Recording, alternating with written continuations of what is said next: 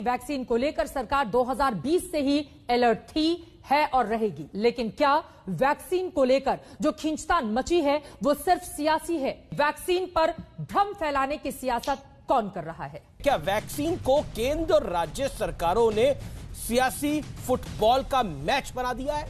Vaccine पर किसका भ्रमजाल? क्योंकि ये जनता की बहस है और इस जनता की बहस के अंदर हम सीधा सवाल पूछते हैं, और सीधा सवाल इसलिए पूछते हैं क्योंकि ये महत्वपूर्ण है। ब्लेम गेम चलता रहेगा, सियासी फुटबॉल बनाया जाता रहेगा जनता को, but the point is this Sohail, which is very very important right now. Lot of people are watching you right now. इस देश के अंदर कभी किसी ने नहीं सोचा था कि यानी लाशों को लेकर भी पॉलिटिक्स होगी।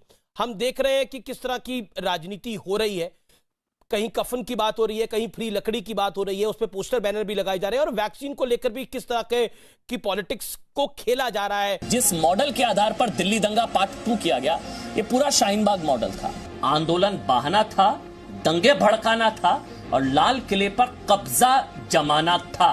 हम शुरुआत से कह रहे थे ये प्लान्ड दंगा था, अचानक से नहीं हो गया था कि अचानक से गुस्सा आ गया और अचानक से इतने हथियार आ गए, अचानक से ट्रैक्टर चढ़ा दिया। ये प्लान्ड था, इसकी पूरी प्लानिंग की गई। माफी मांगने से बड़ा ही होता है, आपसे गलती हो गई मान लीजिए, कोई दिक्कत नहीं होती, बड़ा ही होता है आदमी माफी मांगने से, पहचानने में आपसे गलती हुई। सरकार के लोग हैं भाई ये लोग, ठीक है। चाहे ब्लैक फंगस हो चाहे व्हाइट फंगस हो, इसके बारे में पूरी जानकारी आपके पास होनी जरूरी है ताकि आप डरे नहीं कि उनके लिए अशोक की लाट ज्यादा महत्वपूर्ण है या नीली चिड़िया।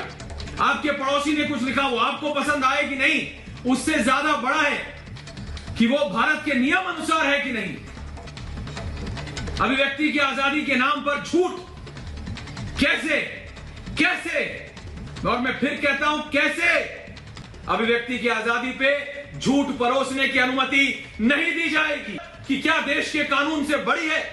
क्या देश के कानून से बड़ी है ट्विटर, व्हाट्सएप, फेसबुक जैसे सोशल मीडिया कंपनियां?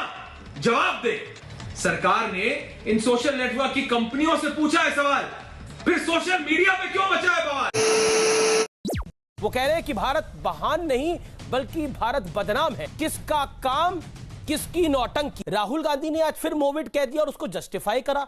क्या बीमारी का नाम, कोविड बीमारी का नाम मोविड हो सकता है? आप मुझे बताइए। 2 कौड़ी का आदमी, बेवकूफ, मुझे लगता है ये शब्द ठीक नहीं है। हम कम से कम बहस के अंदर मर्यादा को बनाए रखें, जो कि बड़ी महत्वपूर्ण होती है किसी भी कार्यक्रम के अंदर। कोरोना को दुनिया में कौन समझ पाया है अभी तक? क्या महामारी काल में भी विपक्ष केंद्र पर जानबूझकर निशाना साध रहा है? टीकाकरण को लेकर, जिसे ब्रह्मास्त्र माना जा रहा है कोरोना के खिलाफ इस जंग में, 3 लाख से ज्यादा लोगों की देश में जान चली गई है। वैक्सीन गुल और दावे फुल। कोवैक्सीन के खिलाफ जब सब भ्रम फैला रहे थे, कहां थे आप? क्या भारतीय होकर आप भारत को बदनाम कर रहे हैं? अमेरिका में भी लाखों लाख, 10 लाख से ज्यादा लोगों की जान गई थी। वहां की मीडिया ने संवेदनशीलता दिखाते हुए वहां की सिमेट्री की तस्वीरें नहीं डाली, लेकिन जब इंडिया की डाली तो एक पूरी लॉबी थी जो लग गई थी कि ये देखो भारत की तस्वीर है। अब सवाल यह है, कोरोना और वैक्सीनेशन जैसे मुद्दे पर टोपी ट्रांसफर करने की यह कवायद चल रही है दोनों ही पार्टियों के बीच, या फिर वास्तव में आरोपों में दम है? किसी को बुरा लगे सही लगे, दीदी के लिए, ममता के लिए सियासत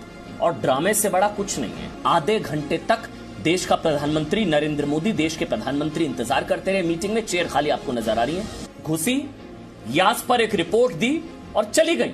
आज तो बोलने का मौका था। तूफान से लोगों की जान जाए तो जाए, दीदी का अहंकार ना जाने पाए। कब तक प्रधानमंत्री को नासमझ कह के खुद को समझदार बताने की कोशिश करता रहेगा भारत का विपक्ष? वो होते तो वैसा होता। अरे अगर वो होता तो वो होता ना, इंडियन वेरिएंट, और ये इंडियन वेरिएंट तक रुकता नहीं है। ये बात है कि आप देश से ऊपर अपने आप को रखते हैं, देश की छवि से ऊपर। आपको ये लगता है ये मौका है, धर दबोचो मोदी को। और सिर्फ नौटंकी चलती रही और कोरोना के आंकड़े बढ़ते रहे।